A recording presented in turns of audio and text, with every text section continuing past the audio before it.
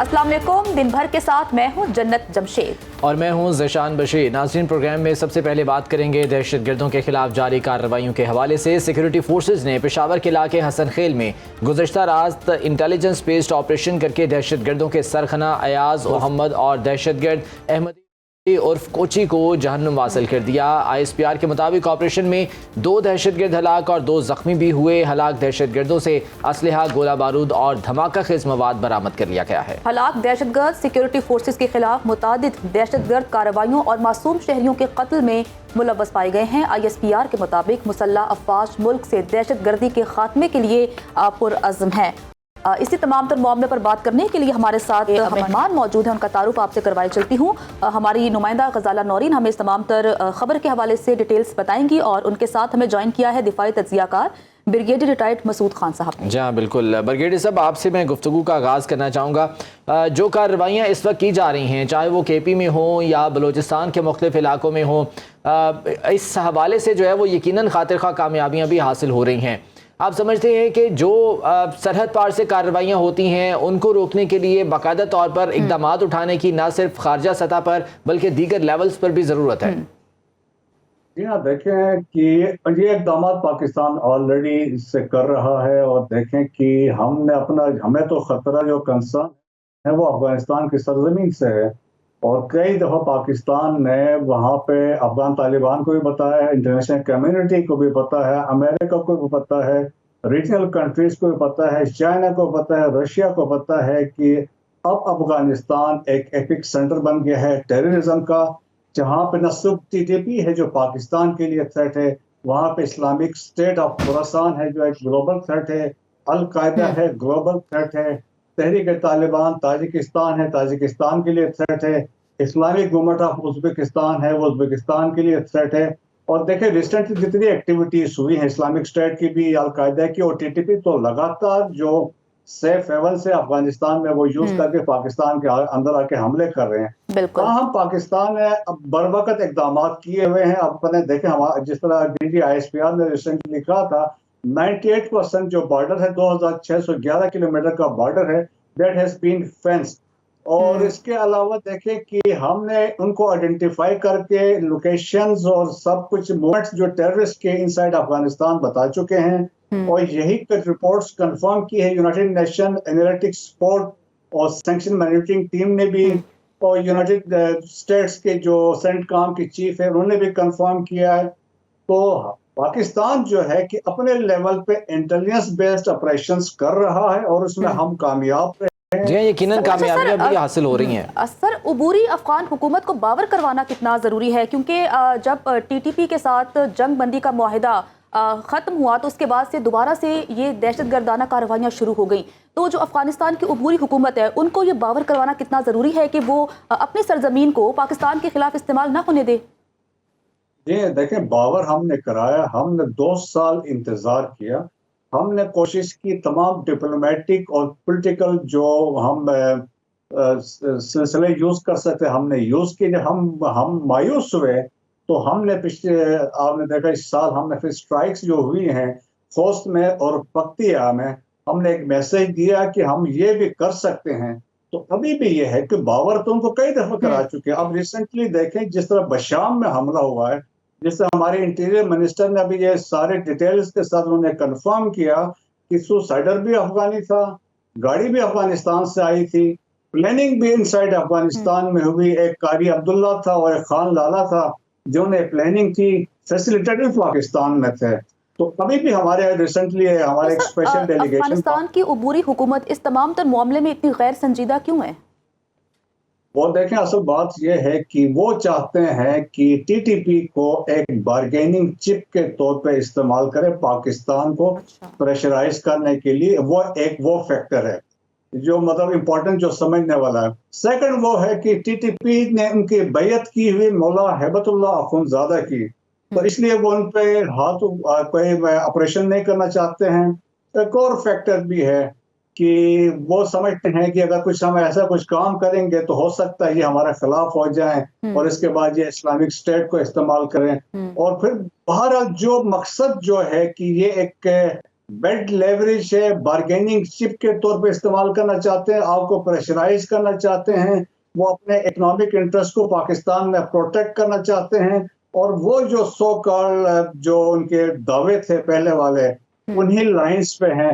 और फिर ये भी देखें कि टीटीपी और अफगान तालिबान में कोई फर्क नहीं है, इनको वैसे भी कहा जाता है आइडियोलॉजिकल ट्विन है ये आपस में, तो एक साथ ये लड़े हैं, तो देयरफॉर कि वो इनको साथ कुछ करेंगे नहीं अनलेस इंटरनेशनल कम्युनिटी इस पे साहब ये फरमाइएगा कि बलूचिस्तान की हद तक तो जो है वो तरक्याती काम भी हो रहे हैं और वहाँ पर जो इंतहा पसंद हैं कौमी धारे में भी शामिल हो रहे हैं जो कि इंतहाई खुशाइंद है।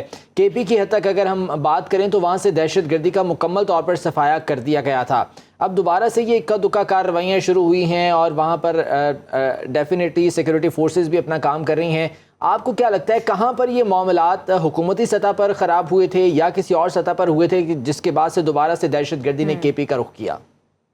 देखें जी, अफगान तालिबान के पावर में आने से पहले 15 अगस्त 2021 से पहले पाकिस्तान में टेररिज्म के जो वाक़यात थे 86% रिडक्शन हो चुकी थी।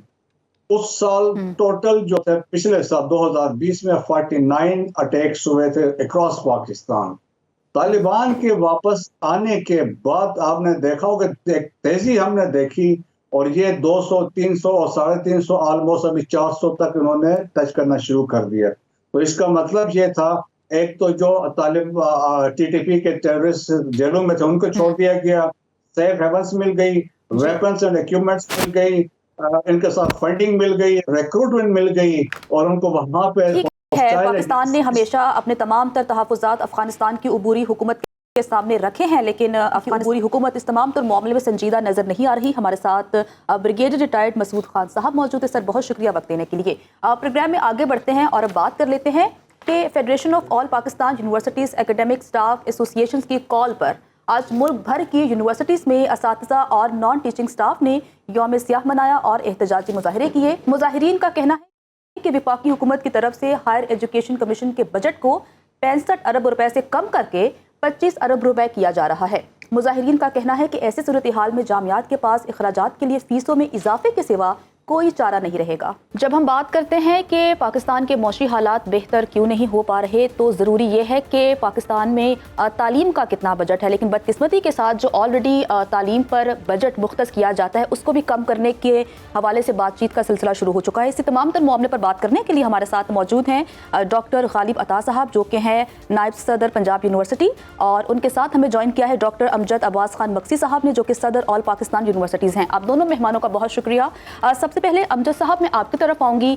कहिएगा सर कि अगर हम किसी भी तरक्की पजीर मुल्क की बात करते हैं तो हम देखते हैं कि वहाँ पर हेल्थ और एजुकेशन पर बहुत तवज्जो दी जाती है, लेकिन बदकिस्मती के साथ पाकिस्तान में हमने हमेशा देखा है कि एजुकेशन को नज़रअंदाज किया जाता है और अब भी ऐसा ही होने जा रहा है। तो हुकूमत इस तरह के इकदाम क्यों उठा रही है? हुकूमती मौक़िफ़ क्या है इस पर? जी, मैं समझता हूँ कि आज अगर हम 2024 के पाकिस्तान की बात करें तो पाकिस्तान इस वक्त जिस किस्म के मुआशी मसाइल से दो चार है तो ये अचानक नहीं हुआ। इसके पीछे साफ ज़ाहिर है कि एक बहुत लंबी एक कहानी है और उसमें अगर उस कहानी को अगर हम देखें तो हमेशा से यहाँ पे जो तालीम का शोबा है उसके ऊपर सिवाय ज़बानी जमा खर्च के जब हम उसके ऊपर एक्चुअल हुकूमतों की तरजीहात देखते हैं, और इसमें मज़ीद अफसोस से ये कहना पड़ता है कि इसमें जो भी हुकूमत अगर आती है तो वो इसमें सिवाय ज़बानी जमा खर्च के तालीम और सेहत उनकी तरजीह है, और वो अपने हुकूमत में आने से पहले अपने मंशूर में जब वो बहुत बुलंद बांग दावे करते हैं कि जी अक़वाम मुत्तहिदा के हवाले से जो है कि उन्होंने कहा हुआ है कि आप कम अज़ कम अपने मुल्क की जो GDP है उसका 4% जो है वो तालीम के ऊपर ख़र्च करें। और जब हम बाकी ममालिक की मिसाल देखते हैं तो वहाँ पे 4% तो मिनिमम एक लेवल उन्होंने रखा, और वहाँ से इससे बढ़कर 6% 7% तक भी हम अपने हमसाय ममालिक में इसके ऊपर जो है वो देखते हैं, क्योंकि वहाँ पे ये समझा जाता है कि जो तालीम के ऊपर ये जो है जो रकम ये किसी खर्च एक्सपेंडिचर नहीं है, वहाँ पे इसको एक ऐसी इन्वेस्टमेंट ली जाती है जो कि आने वाले मिसाल के तौर पर जो आपकी फ्यूचर जनरेशन्स और फिर कौमी तरक्की में जो हायर एजुकेशन का जो एक रोल है कि यूनिवर्सिटीज़ में जो तहकीक होती है और जो कौमी मसाइल होते हैं उनके बारे में उनका हल जो है वो वहाँ से यूनिवर्सिटीज़ की तरफ से आता है।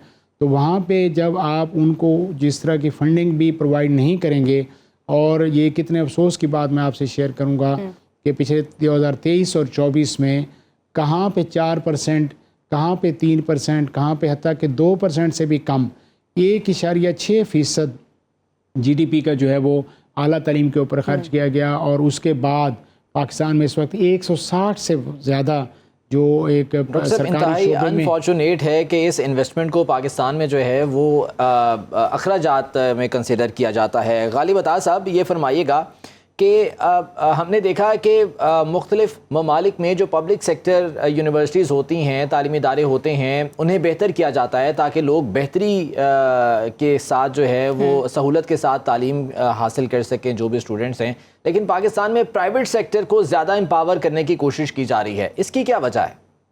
جی، آپ نے بہت اچھا سوال پوچھا، کیونکہ جو حکومتی پالیسی ہیں اس سے بادی نظر میں تو یہی کہا جا سکتا ہے کہ یہ قدم پرائیویٹائزیشن کی طرف ایک قدم ہے، یونیورسٹیوں، پبلک سیکٹر یونیورسٹیوں کی نجکاری کی طرف یہ قدم ہے، چونکہ جب آپ یونیورسٹیوں کے گرانٹس کو ختم کریں گے، ظاہر ہے یہاں پہ جو سرکاری یونیورسٹیاں ہیں اس میں غریب کے بچے کی تعلیم کو سامنے مد نظر رکھتے ہوئے بجٹ جو فیسیں ہیں وہ کم رکھی جاتی ہیں، اور جو فیسیں کم رکھی جاتی ہیں تو اس کی جو باقی کے جو اخراجات ہیں ان کو پوری کرنے کے لیے جو حکومت ہے وہ گرانٹ دیتی ہے، لیکن جب آپ گرانٹ بند کریں گے تو پھر ظاہر ہے فیسیں بڑھانی پڑیں گی، جب فیسیں بڑھانی پڑیں گی تو لوور انکم کلاس کا ایک ٹیلنٹڈ نوجوان اور نوجوان لڑکی جو ہے وہ اعلیٰ تعلیم کے جو مراکز ہیں اس میں تو وہ نئی تعلیم حاصل کر سکے گی، تو اس کے نتیجے میں تو یونیورسٹیوں کو یقیناً فیسیں بڑھانی پڑیں گی اور یہ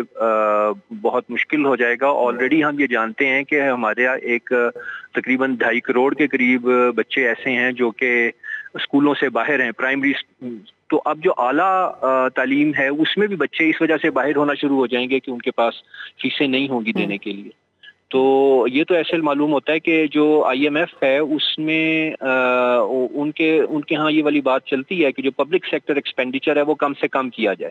اچھا سر، جو متعلقہ ادارے ہیں یا پھر جو حکومت ہے، کیا ان کے سامنے تمام تر تحفظات رکھے ہیں؟ ان کا کیا موقف ہے اس پر، وہ کیا کہتے ہیں؟ جی، ابھی تک تو مطلب سندھ کی حکومت سے متعلق ہمیں اس بات کا علم ہے کہ سندھ کی حکومت نے اپنی صوبائی جو یونیورسٹیز ہیں ان کے لیے خطی رقم غالباً 20 ارب روپے سے زیادہ رکھی ہے، لیکن پنجاب جو کہ اسکولوں، یونیورسٹیوں، کالجوں، تعلیم کا گڑھ مانا جاتا ہے، تو یہاں کی جو حکومت ہے اس نے ابھی تک جو سرکاری جامعات ہیں ان سے پوچھا ہی نہیں ہے کہ ان کی جو بجٹ کی ریکوائرمنٹس ہیں وہ کیا ہیں، تو یہ جانیے کہ جو اس سے پہلے 2.5 ارب روپے مثال کے طور پر پنجاب یونیورسٹی کو دیا جاتا تھا، وہ 2.5 ارب روپے تو ہمارے ہاں پینشنز کے جو اخراجات ہیں اسی میں وہ پورے ہو جاتے ہیں، تو جو اب یونیورسٹی کے جو اسٹوڈنٹس ہیں ان کی جو فیسیں ہیں ان کی کمی کے باعث جو اخراجات زیادہ ہوتے ہیں تو پھر ان کو کہاں سے پورا کیا جائے؟ بالکل ایسا ہی ہے۔ امجد صاحب، یہ فرمائے گا کہ قومیں جو ہے وہ ہمیشہ ہیومن ڈیولپمنٹ پر توجہ دیتی ہیں اور اس کے لیے ایجوکیشن انتہائی اہم ہے، پاکستان کی پرائیورٹیز میں ایجوکیشن کیوں نہیں ہے؟ ہم سڑکیں بنا دیتے ہیں، ہم جو ہے وہ دیگر ترقیاتی کاموں کی طرف زیادہ توجہ دیتے ہیں، لیکن ایجوکیشن سیکٹر بالکل اگنور ہو رہا ہے۔ امجد صاحب، آپ کے سوال میں اس کا جواب موجود ہے کہ آج اگر ہم قومی ترقی کی جس مشکل راستے پہ کھڑے ہیں، اگر ہم نے ہیومن ریسورس ڈیولپمنٹ پہ شروع سے ہی اپنی فوکس کیا ہوتا اور اتنی ہماری جو آبادی ہے جس کو ہم ہمیشہ بوجھ سمجھتے ہیں، اگر اسی آبادی کو ٹرین کرنے میں، ایجوکیٹ کرنے میں ہم نے اپنا کردار ادا کیا ہوتا تو آج یہی آبادی ہمارا ریسورس بن سکتی تھی۔ اگر چائنا اور انڈیا دنیا کی سب سے بڑی آبادی والے نمبر 1 اور نمبر 2 ممالک آج اتنی بہترین اکنامک ترقی کے ساتھ آگے بڑھ سکتے ہیں، تو آج ہم اسی آبادی کو، اور اس میں دیکھیں 60% زیادہ آپ کی آبادی اس وقت نوجوان ہے، اور وہ نوجوان اس وقت یونیورسٹیز میں پڑھ رہے ہیں۔ جب وہاں پہ یونیورسٹیز میں ان کو ریکوائرڈ فیسلٹیز نہیں ملیں گی، اور دنیا کے کسی ملک میں یونیورسٹیز سارا اپنے بجٹ سے نہیں چلتی، وہ اپنا بجٹ بھی ان کے پاس، ان کی فیسوں کے پیسے باقی وہ اپنے گرانٹ سے لیتے ہیں، ریسرچ پروجیکٹ سے لیتے ہیں، لیکن ہمیشہ حکومت کی سپورٹ بھی لازمی چاہیے ہوتی ہے، چاہے آپ کسی بھی دنیا کی یونیورسٹی کو دیکھیں۔ اور وہاں پہ جب خاص کر پاکستان جیسے ملک میں جہاں پہ ہیومن ریسورس ڈیولپمنٹ آلریڈی بہت کنسٹرینٹ کا شکار ہے، کیونکہ جب تک آپ اپنے نوجوانوں کو جو ضروریات کی جو وہاں پہ فیسلٹیز ہیں، ان کو یونیورسٹیز میں جو تحقیق کے حوالے سے جو چیزیں چاہیے، اور آپ دیکھیں جو آج ہماری سوسائٹی میں جو مختلف پرابلمز ہیں، چاہے وہ معاشرتی حوالے سے ہوں، معاشی حوالے سے ہوں، انٹرنیشنل حوالے سے ہوں، تو ہمیشہ دنیا میں یونیورسٹیز ان کا حل جو ہے وہ تجویز کرتی ہیں، اور حکومتیں یونیورسٹیز کو فنڈ کرتی ہیں کہ صاحب آپ یہ جو ہمیں یونیورسٹیز میں احتجاج کیا گیا ہے نان ٹیچنگ سٹاف کی جانب سے، یوم سیاہ بھی منایا گیا، احتجاج بھی کیا گیا، اس پر کوئی رد عمل آیا اب تک گورنمنٹ کی جانب سے؟ جی ہمیں یہی افسوس مزید کرنا پڑے، کیونکہ حکومتوں کی اگر یہ ترجیح ہوتی تو یہ ایسا کام ہی نہ کرتے، اور وہ اسی حوالے سے ان کی جو ترجیح ہے وہ اعلیٰ تعلیم کبھی رہی نہیں، اور اس طرح کے احتجاج کو وہ یہ سمجھتے ہیں کہ یہ تو ایک روٹین کی بات ہے۔ اور ہم نے آج پورے پاکستان میں یونیورسٹیز نے اس کے اوپر ایک یوم سیاہ منایا، وہاں پہ جو ہے صاحب ظاہر ایک بہت بڑی بے چینی، اور اساتذہ کرام اور نان ٹیچنگ سٹاف جب آپ اس طرح غیر مطمئن حالت میں جب آپ ان کو بے سر و سامانی کی حالت میں سمجھتا ہوں کہ فیڈرل گورنمنٹ نے 2 دن پہلے ایک ایسا نوٹیفیکیشن جاری کیا جس کے اوپر صوبائی حکومتوں کی کوئی تیاری نہیں ہے۔ آج دیکھیں 2010 میں جو نیشنل فائنانس کمیشن ایوارڈ اعلان ہوا، وہ 7واں ایوارڈ، اور اس میں یہ طے ہوا کہ ابھی وفاق جو ہے وہ صوبے کی جو یونیورسٹیز ہیں ان کو فنڈ کرے گا، اور 2010 سے لے کر 2023 تک یہ ارینجمنٹ اسی طریقے سے چلتا رہا، اور 18ویں ترمیم میں جو ہے وہ صوبوں کے حوالے جو ہے تعلیم کو کیا گیا۔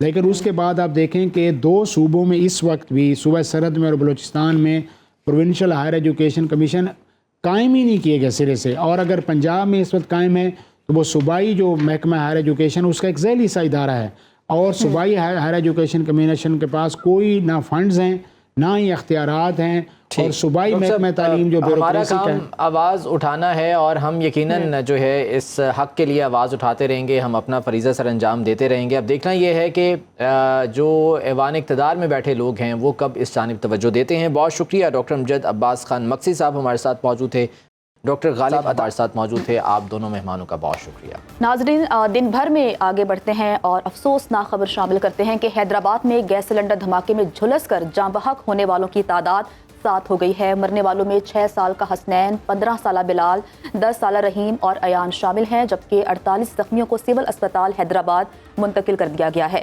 وزیر صحت اور وزیر اعلیٰ سندھ نے زخمیوں کو بہترین طبی امداد کی ہدایت کی ہے، جبکہ گیس سلنڈر کی دکان میں گیس بھرنے کے دوران یہ دھماکہ ہوا۔ آگ نے دکان کے بالائی حصے میں گھر کو لپیٹ میں لے لیا۔ دھماکے کے بعد دکان مالک کو بچانے کے لیے لوگ دکان میں گئے تو دوسرا سلنڈر دھماکہ ہوا جس سے زیادہ افراد جھلس گئے، خواتین اور بچے بھی شامل ہیں۔ وارث بن اعظم ہمارے نمائندے ہمارے ساتھ ہیں، ان سے مزید جان لیتے ہیں۔ وارث، کیا صورتحال ہے، زخمیوں کی حالت کیسی ہے، اور اس تمام تر معاملے کی اب تک تحقیقات میں کیا کچھ معلوم ہو سکا ہے؟ میں اس وقت اس علاقے میں موجود ہوں، حیدرآباد کا گنجان آباد علاقہ پریٹا آباد میں، گزشتہ روز جو ہے سلنڈر دھماکے کا سانحہ پیش آیا تھا۔ علاقہ مکین موجود ہے، ان سے بات کرتے ہیں۔ کیا کہیں گے آپ واقعے کے بارے میں، کس طرح پیش آیا اور کیا رسپانس تھا؟ ایک گاڑی پہنچی تھی، اس کے اندر بھی پانی کم تھا، اس کی وجہ سے ہلاکتیں زیادہ ہوئی ہیں، اور ادھر جو نا نقصان بھی کافی ہوا ہے۔ تو ہم یہ مطالبہ کرتے ہیں وزیر اعلیٰ سے، خدارا اس پہ ایکشن لیا جائے۔ ہر دفعہ یہ ثانیہ کوئی نہ کوئی ہوتا ہے، پھر ہم بیٹھتے ہیں کہ یہ ہوگا وہ ہوگا، تو یہ ان چیزوں سے نکل کر اس کے اوپر بھرپور ایکشن لیا جائے۔ اس وقت جو واقعہ ہے، جو سلنڈر دھماکے کے نتائج میں جو زخمی ہیں وہ اس وقت حیدرآباد اور کراچی کے مختلف اسپتالوں میں جو ہے زیر علاج ہیں۔ جی ٹھیک ہے، وارث بن اعظم ہمیں اس بارے میں تفصیلات سے آگاہ کرے تھے۔ یہ آگ لگنے کے بعد وہاں پر علاقے میں کیا صورتحال تھی، لوگ وہاں پر جو ہے انہوں نے کیا دیکھا، اس بارے میں آپ کو ان کا کیا کہنا ہے وہ دکھاتے ہیں۔ ایک چھوٹی گاڑی 103 دی تھی ان کو، مصطفیٰ کمال نے حیدرآباد کو کہاں ہے بیچ کے پم وم کھا گئے کیا؟ یہ اینٹیں لگانے سے یا اس سے کرنے سے صرف یہ سیاست چمکانی نہیں ہے۔ فائر فائٹنگ کا نظام، ریسکیو کا نظام یہ جانے گئی ہیں کون ہے، اور حکومت تو یہ جو اعلان کر رہی ہے جی مرنے والوں کو 2 لاکھ، ہم نے کوئی اپنی اولاد کو بیچنا نہیں ہے۔ جو اپنے پریواروں کو بچانے جا رہے تھے وہ جھلس گئے، کچھ نالے میں گر گئے، کچھ اپنی مدد بھاگے بغیر کپڑے کے۔ فائر بریگیڈ بہت دیر کے بعد پہنچی ہے، تقریباً 1 گھنٹے کے بعد پہنچی ہے۔ تقریباً 15 سال کا، اور میرے کیبن پر کام کا اپنی ماں کا بالکل پورا جھلس گیا۔ اسی تمام تر معاملے پر بات کرنے کے لیے ہمارے ساتھ موجود ہیں روشن علی صاحب، جو کہ انچارج ریسکیو 1122 حیدرآباد ہیں۔ سر بہت شکریہ وقت دینے کے لیے۔ سر اس واقعے کے حوالے سے ذرا بتائیے گا کہ ریسکیو کی ٹیمیں کیا بر وقت وہاں پر پہنچی اور آگ پر کتنی دیر تک قابو پا لیا گیا تھا؟ Thank you so much. सबसे पहले तो हमें जो कॉल रिसीव हुई है अपने कंट्रोल से 6:20 पे कॉल हमें जैसे रिसीव हुई है, टीम हमारी मूव कर गई है टूवर्ड इंसिडेंट साइट और वो 6:41 पे वहाँ पे साइट पे पहुंची हुई थी और हमारी टीम्स के साथ HMC की फायर इंडस्ट्री वहाँ पे मौजूद थे और अराउंड 2 से 2.5 घंटे लगे हैं इस आग को काबू पाने में, क्योंकि सिलेंडर ब्लास्ट की वजह से ये आग लगी थी। अंदर कोई 27 से 28 सिलेंडर्स भी मौजूद थे, तो कूलिंग प्रोसेस करते करते कोई अराउंड 2.5 आवर लग गए थे हमें इसको कम्प्लीटली कूल करने में। रोशन अली साहब, आग फैलने की वजह क्या सिर्फ गैस थी? सर, आग फैलने की वजह जो रीजन है ना कॉज ऑफ फायर, वो अभी तक अननोन है, क्योंकि वहाँ पे लोकल लोग बहुत सारी चीजें बता रहे हैं लेकिन वेरीफाई नहीं हो रहा कोई भी कॉज, लेकिन यही है कि हुआ ब्लास्ट की वजह से। कैजुअलिटीज कितनी रिपोर्ट हुई एग्जैक्टली? कैजुअलिटीज 51 रिपोर्ट हुई हैं, जिसमें से 27 क्रिटिकल इंजर्ड थे जिनको रेफर किया गया था टुवर्ड्स कराची, जिसमें 15 सिविल, 4 पटेल हॉस्पिटल और 2 JPMC में जेर इलाज थे और उनमें से 6 की खुदा न खास्ता जो है वो डेथ की रिपोर्ट हुई। ठीक है, जख्मियों को तिब्बी इमदाद के लिए अस्पताल मुंतकिल कर दिया गया है। रोशन अली साहब हमारे साथ मौजूद थे और इस वाक़े के तमाम डिटेल्स हम तक पहुंचा रहे थे। आपका बहुत शुक्रिया। दिन भर में वापस आएंगे ब्रेक के बाद, साथ रहिए। ब्रेक के बाद दिन भर में आपको खुशामदीद कहते हैं। नाज़रीन, मरी के अंगूरी जंगल में वसी रकबा आग की लपेट में है। चक बेकवाल के 2 जंगल शदीद आग की लपेट में आ गए हैं। रेस्क्यू हुकाम के मुताबिक तकरीबन 2 किलोमीटर रकबे को आग ने लपेट में ले रखा है, जबकि महकमा जंगलात के मुलाजमीन और मकामी अफराद आग पर काबू पाने की कोशिशों में मसरूफ़ अमल हैं।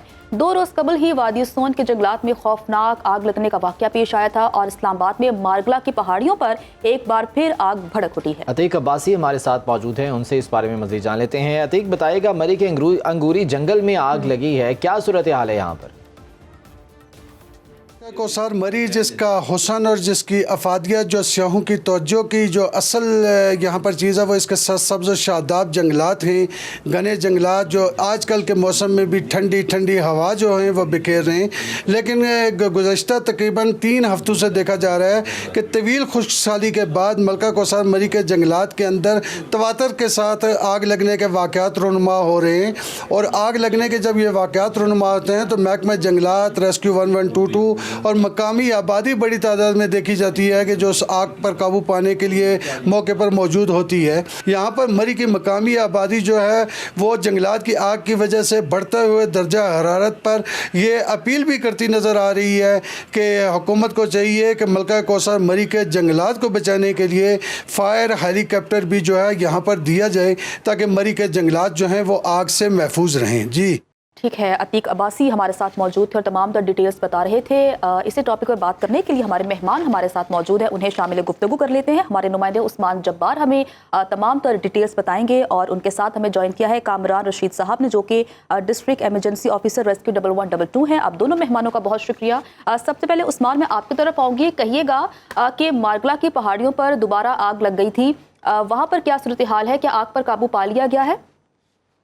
देखें जन्नत, यहाँ पर जो मारगला पहाड़ियाँ हैं यहाँ पर आग लगने का जो सिलसिला है वो तकरीबन 1 हफ्ते से जारी है। आज भी सुबह तकरीबन 11 बजे यहाँ पर आग लगी है और जो आग है ये फैसल मस्जिद की बिल्कुल बैक साइड पे जो मारगला पहाड़ियाँ हैं यहाँ पर कलेंजर वैली है वहाँ पे आग लगी थी और जो आग लगने का सिलसिला है वो सुबह से ताहाल जारी है और CDA की जानिब से यहाँ पर ऑपरेशन किया जा रहा है। इसके अलावा जो इन्वायरमेंटल डिपार्टमेंट है उनके 80 करीब जो एहलकार हैं वो आग बुझाने में मसरूफ़ है, जबकि CDA की जानिब से जो पाक आर्मी है उनसे मदद ली गई थी और पाक नेवी के जो हेलीकॉप्टर हैं वो भी इस वक्त फिजा में आप देख रहे हैं कि यहाँ पर ऑपरेशन में हिस्सा ले रहे हैं और हवा से जो पानी है वो मारगला पहाड़ियों पर डाला जा रहा है। आज सुबह जब ये आग लगी तो हमने खबर ब्रेक की और उसके बाद CDA की इंतजामिया जो है वो ख्वाब खरगोश से जाग उठी और उन्होंने यहाँ पर ऑपरेशन शुरू किया। लेकिन मसला यहाँ पर ये बताया जा रहा है CDA की जानिब से कि चूंकि पहाड़ी इलाका है और बहुत ऊंचा इलाका है और यहाँ पर जो हवा का रुख है बहुत ज़्यादा, दबाव बहुत ज़्यादा है, तो ये वजह है कि जो आग है मुसलसल फैल रही है और ऊपर पहाड़ों की जानिब जा रही है। अगर आपको मेरा कैमरामैन माजिद शाह दिखा सके, ये आग इस वक्त भी पहाड़ पर मुसलसल ऊपर ऊंचाई की तरफ जा रहा है और आग रुकने का नाम नहीं ले रहा। और इसकी वजह जो फायर ब्रिगेड की जानिब से बताई गई, जो डिपार्टमेंट है उनकी जानिब से बताया गया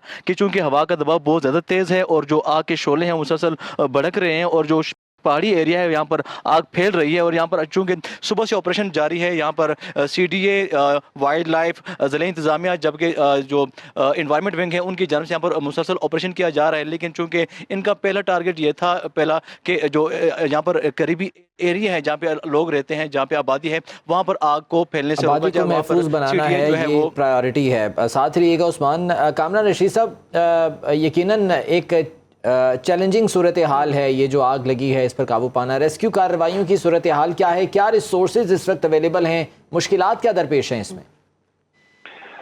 जी थैंक यू वेरी मच। अभी जो सीज़न चल रहा है हमारे पास, इसमें 83 फॉरेस्ट फायर कॉल जो है हमें रिसीव हो गई हैं और हमारे सेक्रेटरी डॉक्टर रिजवान नसीर साहब की हिदायत पे 24/7 हम लोग अवेलेबल हैं, अलर्ट हैं और फॉरेस्ट डिपार्टमेंट के साथ मिल के जॉइंट ऑपरेशंस कर रहे हैं ताकि ये जो फायर्स हैं इनको कंट्रोल किया जा सके। द इशू इज़ दैट कि जो टेरेन है, यहाँ की टोपोग्राफी है वो डिफरेंट है चूँकि, और एट टाइम्स ऐसा भी प्रॉब्लम हमें आती है कि जो फॉरेस्ट की जो फायर है उसकी जो साइट है वो मेन रोड से काफ़ी दूर होती है और उसके बीच में खाइयाँ भी हैं, फिर काफ़ी पहाड़ी सिलसिले भी हैं, तो उसमें गाड़ियों का पहुँचना तो मुश्किल हो जाता है। तो फिर फॉरेस्ट डिपार्टमेंट और रेस्क्यू 1122 की जो टीम्स हैं ये जॉइंट ऑपरेशन करती हैं, जिसमें पैदल पहुंचना जो बेशक वहाँ पे मुश्किल भी हो, लेकिन वहाँ पहुंच के हम लोग फायर बीटर्स के साथ जो है फायर को कंट्रोल करने की कोशिश करते हैं। उसमें फर्दर फिर एक काउंटर फायर का मैकेनिज्म भी होता है ताकि मजीद आग को पहुंचने से, आगे जाने से रोका जा सके। और हमारे पास इस वक्त 6 फायर व्हीकल्स हैं जिसमें PDMA की तरफ से मजीद 2 फायर व्हीकल्स भी फॉरेस्ट डिपार्टमेंट को दी गई हैं, तो टोटल 8 फायर व्हीकल्स हैं, सफिशिएंट स्टाफ है। बट इवन देन जो टेम्परेचर राइज हो रहा है पूरे पंजाब में, पाकिस्तान में, उसके असरात मरी में भी देखे जा रहे हैं। मेरी रिक्वेस्ट है कि जो सिंस एक टूरिस्ट प्लेस है, बाकी बहुत से लोग यहाँ पे आते हैं, तो इस चीज़ से अवॉइड करें कि अगर सिगरेट वगैरह वो पी रहे हैं तो वैसे जंगलात में ना फेंकें। और आगे ईद का सीजन भी है, उस हवाले से भी मेरी रिक्वेस्ट होगी। फरमाएगा कि तरजीह यकीनन यही होगी कि आबादी को महफूज बनाया जा सके। कौन कौन सी जो है वो आबादी करीबी है और कोई ख़तरा तो नहीं है इस आग से उस करीबी आबादी को? जो अंगूरी की जो फायर थी वो अल्हम्दुलिल्लाह रात बहुत ज़्यादा कोशिशों के बाद तमाम डिपार्टमेंट्स की, लोकल कम्युनिटी की कोशिशों से उसको कंट्रोल कर लिया गया था आज सुबह।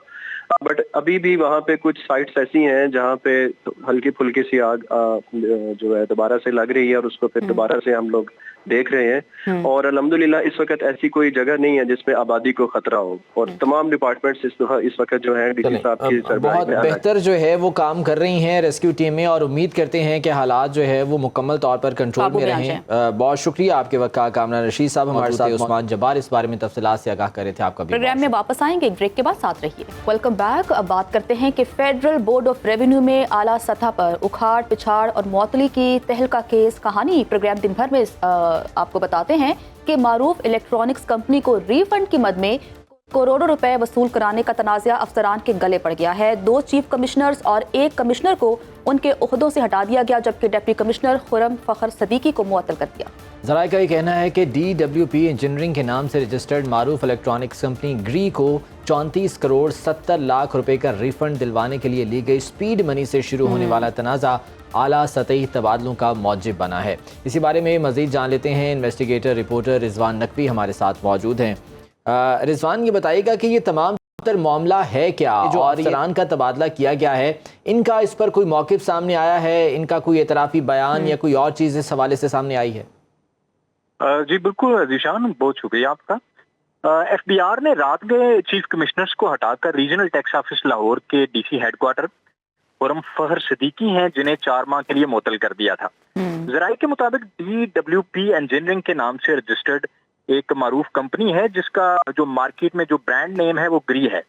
इस कंपनी को 34 करोड़ 70 लाख रुपए का रिफंड दिलवाने के लिए, और ये इन कंपनियों का इस्तेहकाक है, और FBR जो है वो बाज मरतबा बल्कि अक्सर केसेस में जो है वो जानबूझ के रिफंड्स जो हैं ये रोक लेता है, और कंपनीज को उनके रिफंड्स जो हैं वो कई महीने कई साल जो है वो नहीं मिलते। जो कि उनका इस्तेहकाक होता है, वो कंपनियों का पैसा होता है या इंडिविजुअल्स का पैसा होता है, लेकिन उसको रोक लिया जाता है। इस कंपनी ने ज़राए के मुताबिक रिफंड लेना था 44 करोड़ रुपए का, लेकिन इन्होंने इसका प्रोसेस करवाया तो वो 34 करोड़ 70 लाख रुपए के करीब जो रिफंड है वो इनका निकला, और इसके लिए इनसे स्पीड मनी का ज़राए के मुताबिक मुतालबा किया गया, जिसके बाद उन्होंने, ज़राए का कहना है कि RTO लाहौर के DC हेडक्वार्टर खुरम फखर सदीकी के साथ राब्ता किया, वो उनके जानने वाले थे, चूंकि खुरम फहर सिद्दीकी जो हैं ये इससे कबल लार्ज टैक्स पेयर ऑफिस में भी सर्व कर चुके हैं। तो खुरम फहर सिद्दीकी के हवाले से ज़राए का कहना है कि उनके साथ कंपनी के एक आला अफसर ने राब्ता किया कि आप हमें रिफंड दिलवा दें और उसके अंदर अपना कमीशन ले लें। खुरम फहर सिद्दीकी ने लार्ज टैक्स पेयर ऑफिस में रजिस्टर्ड कंपनी को रिफंड दिलवाने के लिए मुबैना तौर पे उनके साथ मामला तय किए और उसके बाद ज़राए का कहना है कि LTU से रिफंड दिलवाने के लिए उन्होंने एक कंसल्टेंट से राब्ता किया। खुरम फहर सिद्दीकी ने कंपनी से गारंटी के तौर पे एक चेक लिया जो कि बाद में कंसल्टेंट को दे दिया गया। वो अगर आप स्क्रीन पे दिखा रहे हो और नाज़रीन स्क्रीन पे देख रहे हो तो 5 करोड़ रुपए का ये चेक है जो कि खुरम फहर सिद्दीकी ने वसूल किया था। रिजवान, अभी कुछ अरसा पहले वज़ीर आज़म शहबाज शरीफ ने एक तकरीब में शिरकत की थी, टैक्स फाइलर्स के हवाले से वो तकरीब थी और उसमें भी ये मामला उठाया गया था कि ये जो टैक्स रिफंड हैं ये मिलते नहीं हैं, टाइम पे नहीं मिलते हैं, तो खुसूसी हिदायत जो है वो जारी की गई थी FBR को इस हवाले से, उन पर भी कोई अमल दरामद नहीं हुआ। और देखें, वक्ती तौर पे अमल दरामद होता है, लेकिन जैसे ही वो बात 2-4 हफ्ते पुरानी होती है तो सारे भूल जाते हैं और वही जो एक मैकेनिज्म, जो एक सिस्टम चलता है उसके तहत की सारे रिफंड्स का प्रोसेस होता है। चंद हज़ार या लाख की बात हो तो ये रिफंड मिल जाते हैं, लेकिन जहाँ पे 10 लाख से ऊपर की अमाउंट हो वहाँ पे रिफंड मिलना जो है ये बहुत मुश्किल काम है। और ये FBR में बड़ा अनफॉर्चुनेटली ऐसा होना नहीं चाहिए, लेकिन बदकिस्मती से एक सिस्टम मौजूद है और मेजॉरिटी रिफंड्स जो हैं कुछ लिए दिए बगैर जो है वो रिफंड्स का इजरा नहीं किया जाता। इसी वजह से चारों ना चार कंपनीज जो हैं वो किसी ऐसे बंदे को हायर करती हैं या किसी अफसर से बैकडोर चैनल से राब्ता करती हैं जो परसेंटेज ले और उनका वो इस्तेहकाक उन्हें दिलवा दे जो उनका कानूनी हक है, जो रकूम उनकी अपनी है, उन्हें दिलवाने के लिए भी उन कंपनीज को वो रकम हासिल करने के लिए परसेंटेज देना पड़ती है। इस मामले में ये जिसमें गुज़श्ता रोज रात 12 बजे के करीब chief commissioner large tax payer office Mahmood Jafri हैं, उन्हें हटाया गया और उन्हें यहाँ से हटा के FBR हेडक्वार्टर में मेंबर लगा दिया गया। इसी तरह chief commissioner regional tax office Amjad Farooq हैं, अफसरान के खिलाफ जो है वो कार्रवाई की गई है और अफसरान को मुअत्तल कर दिया है। अब देखना यह है कि आगे तहकीकात होती हैं तो मालूम होता है। रिजवान नकवी हमारे साथ मौजूद थे और तमाम तरह में डिटेल्स बता रहे थे। रिजवान, आपका बहुत शुक्रिया। आगे बढ़ते हैं और बात करते हैं कि कल भी हमने एक अफसोसनाक वाक़े की बात की कि गुरु मंदिर के करीब गुज़श्ता रोज़ 2 सगे भाइयों को कत्ल कर दिया गया था। आज ड्रॉप सीन हो गया है। मुबैना तौर पर हमला आवरों की शनाख्त कर ली गई है और पुलिस के मुताबिक फायरिंग करने वाले 2 मकतूलीन और 2 जख्मी होने वाले भाइयों के रिश्तेदार बताए जाते हैं। शामिर खान हमारे साथ मौजूद हैं, उनसे इस बारे में मज़ीद जान लेते हैं। शामिर, कल भी हमने इस हवाले से बात की थी, अब तक तहकीकात में हक़ाइक़ क्या सामने आए हैं इस वाक़े के, पुलिस की जानिब से क्या बताया गया? जी बिल्कुल, देखें जो वाक़े का मुकदमा है वो थाना जमशेद क्वार्टर में दर्ज कर लिया गया है, जिसमें कत्ल की और इक़दाम कत्ल की दफात लगाई गई हैं और इस मुकदमे के जो मुद्दई हैं वो इन्हीं मकतूलीन के भाई हैं जो कि गुज़िश्ता रोज उस गाड़ी में मौजूद थे जिस पे फायरिंग की गई। इस मुकदमे के बाद 3 ऐसे अफराद हैं जिनकी शनाख्त भी अब कर ली गई है। अरशद, राशिद और शहजाद नामी ये तीनों शख्स हैं जिनके हवाले से बताया जा रहा है कि वो फायरिंग करने में मुलव्वस हैं, जबकि वाक़या मुकम्मल तौर पे ज़ाती दुश्मनी का शाखसाना बताया जा रहा है। जो इनके वालिद मकतूलीन हैं, इनके वालिद के सगे चचा हैं, उनके ऊपर इल्ज़ाम आयद किया गया है कि उन्होंने ये हमला कराया, क्योंकि जब फायरिंग का वाक़या पेश आया तो उनमें से एक शख्स जो है वो फायरिंग के दौरान जो है चीख के बोलता भी रहा कि इन पे फायरिंग तब तक करनी है जब तक ये जान से ना मर जाए। तो इसी शख्स की आवाज़ भी पहचानी गई इस मुद्दई की जानिब से और पुलिस ने मुकदमे में भी इन तमाम अफराद को जो है वो नामजद किया है। शामिर, बताइएगा कि गिरफ्तारी के लिए अब तक पुलिस ने क्या इक़दाम किए हैं? देखिए, गिरफ्तारी के हवाले से अब तक छापे तो मारे जा रहे हैं, ना सिर्फ कराची बल्कि मानसेरा में भी बताया गया है कि छापामार कार्रवाइयाँ की गई हैं, लेकिन अब तक कोई खास कामयाबी पुलिस को हासिल नहीं हुई।